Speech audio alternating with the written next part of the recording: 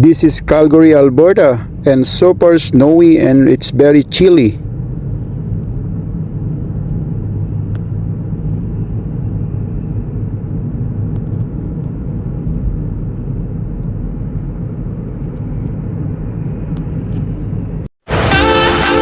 Yan! Woohoo! Ang Biscuit Basin na sumabog na geyser noong July. So Canada immigration o Canada border po tayo, mga Indian. So yos.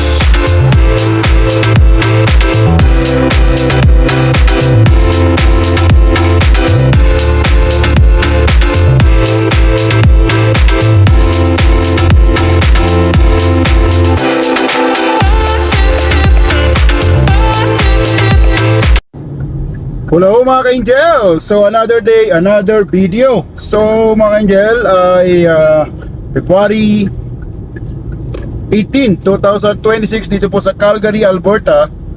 At ganito po naman po ang nakikita nyo ngayon. Nag-snow po siya kahapon. Ito naman makapal na naman at nasa minus 25, 26 po ngayon yung current temperature. At magdadrop po yan ng close to minus 30. And then pagkaisama pa yung wind chill ay close to minus 40 mamayang gabi po mga ka-Angel. But nagpaghandaan na po natin at talagang ganito po ang buhay dito. But after that mga ka-Angel ay walang forecast ng snow at magiging warm na naman siya susunod na mga araw. So mga ka-Angel, matagal tayong hindi nakapag-upload ng video.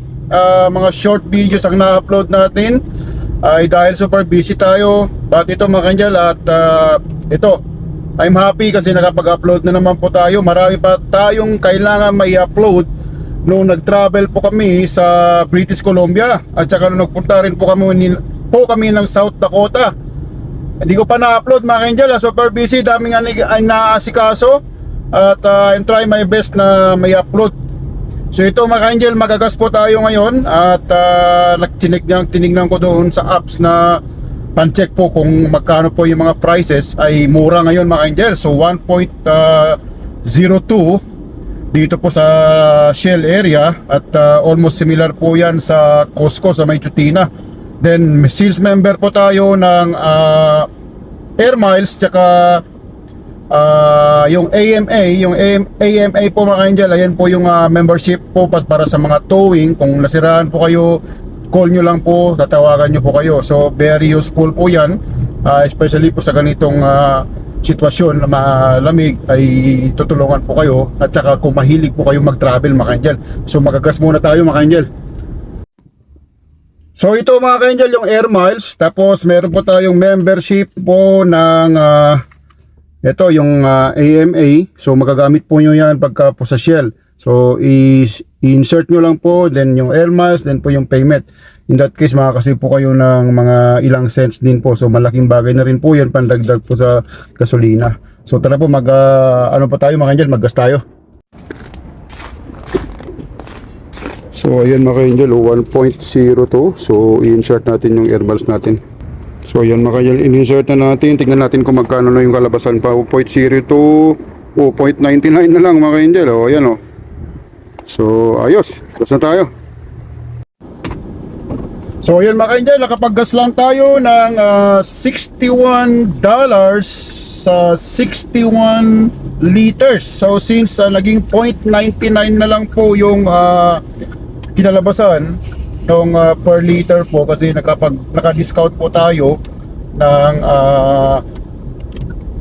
dahil member po tayo ng AMA tsaka yung Air Miles. So may laking bagay po yan. Libre lang naman po yung Air Miles, kuha lang po kayo. And doon po sa AMA may babayaran po kayo yearly, depende po sa package po na kukunin ninyo. But it depends po sa inyo kung saan po kayo comfortable.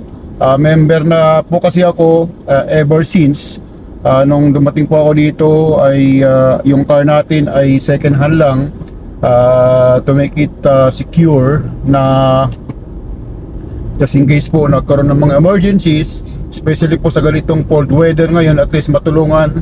Tatawag lang po kayo kung gusto nyo pa to yung car, dahil pumahal po yung bayad po sa towing mga ka-angel. So per kilometer po yun. So pagka sa AMA, depende po sa plan, ay mostly kung within Calgary lang kayo, within the city, or close to the nearby town, ay wala po kayong babayaran kasi ilang kilometer lang naman po yun. So yun mga ka-angel, ang aking may advice lang kung second hand at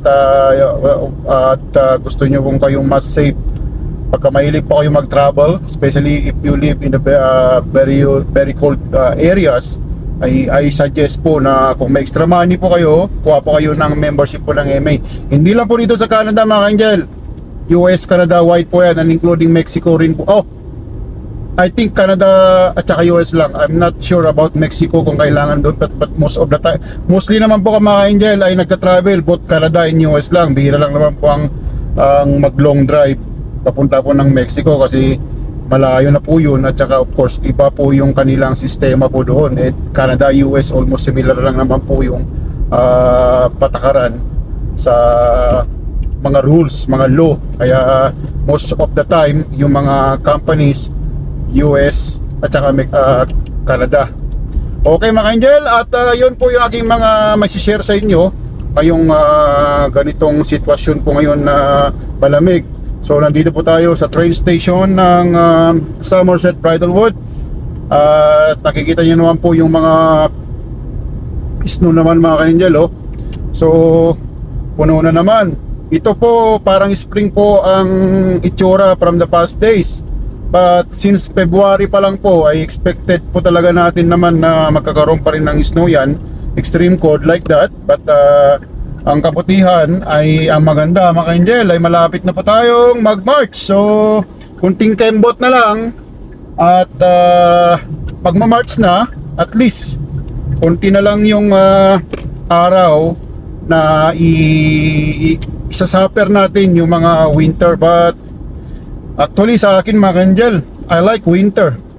Presko, kahit malamig, kasi saglit lang naman po yung winter dito sa Calgary, dito sa Calgary. I mean, yung mag-snow siya, and then after that sunny na naman, kaya tinawag po yung Calgary na the sunniest major city ng Canada, kasi kahit nag-snow, after that sunny na naman siya. So makikita nyo po yung araw pa rin, unlike po sa other major cities na makulimlim, mas lalong malamig, especially po sa Winnipeg, sa Saskatchewan area.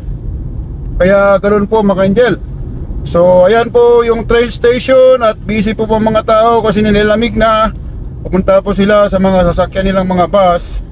So ayun mga ka-angel, at ayun lang muna ang video natin mga ka-angel. At tabayanan nyo po yung mga upload natin from yung mga past travels natin sa South Dakota, USA, sa Mount Rushmore, sa the Badlands, sa the Needles Highway, at po sa po nung napunta kami sa British Columbia. Ingat po kayo lagi mga ka-angel. Don't forget to subscribe to my channel, Discovery Angel the Traveler, para tuloy-tuloy po ang ating paglalakwat at pagbibigay po ng impormasyon dito sa Canada at saan po lang pupuntahan natin. God bless you mga ka-angel, hanggang sa muli.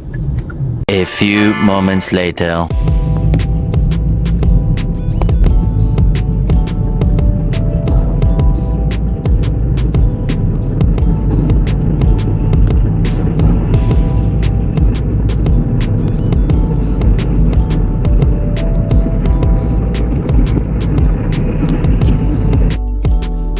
So mga ka-angel, tara mga ka-angel, iikot ko kayo dito sa Calgary ngayon. At nag-snow na naman.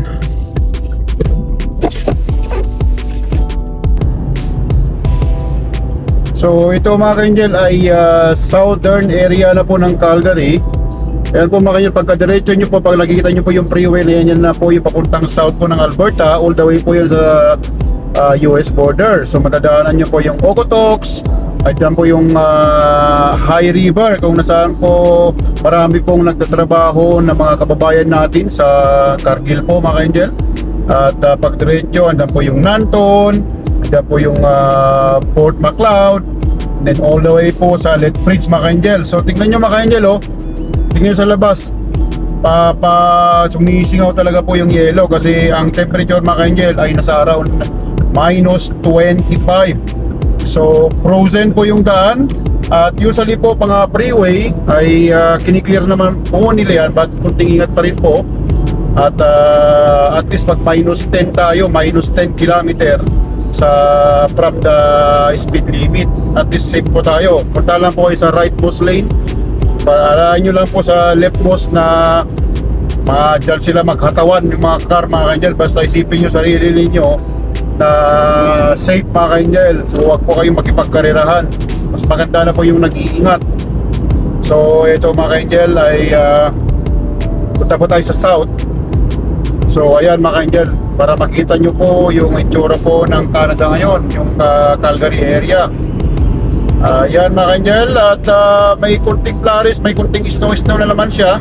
At hopefully hindi po yung ganong makapal. So ayan, mga kanjel, so ito po ay boundary na po ng Calgary at saka Foothills County. So hindi na po siya part ng Calgary. But itong mga area na to ay nakatira po yung mga siyendero, yung mga malalaking bahay. So one time po, papasyal po tayo dyan, mga kanjel, para makita ninyo. At yan, makita nyo po yung mga bahay ng mga yaman, yung mga may farm. May golf course din po dito. So ayan, naka-exit na po tayo. At babalik po tayo sa kabila po, dun sa may McLeod, na way po ng papasok po ng Calgary from the south. So ayan, mga kanjel, so ito na po tayo at naka-exit na. So kailangan recommended 50 km per hour. Ay daan-daan lang po, mga kanjel, wag po tayo yung aggressive. Hayaan nyo lang po, kung may car sa likod, hayaan nyo siyang tumutok, kasi bawal din po yung tumututok sa car. Kung may pulis, matitikitan po sila. Tailgating, mga kanjel. So ayan, mga kanjel, naka-exit na tayo. At pag diretso nyo po doon, mga kanjel, makikita nyo po yung traffic light. Ayan po yung other way po from the south na papasok po ng Calgary. Sa kabila po, ayan po yung Deerfoot. Yan po ay McLeod Trail. So ayan, mga kanjel, nakikita nyo, mga kanjel, ito, nung isang araw, clear na clear po ito, parang spring na. Tingnan naman po, nakalutang na naman po tayo sa yellow, mga kanjel. So ayan, so be careful po talaga, ang wag aggressive. Ibaling mag-slow down kayo. Kung super slow kayo, takot, mag-hazard lang po kayo, 4-way flasher. So ayan, mga kanjel, yung video natin itong dito sa Calgary, Alberta, mga kanjel. Thank you very much sa panonood po, mga kanjel.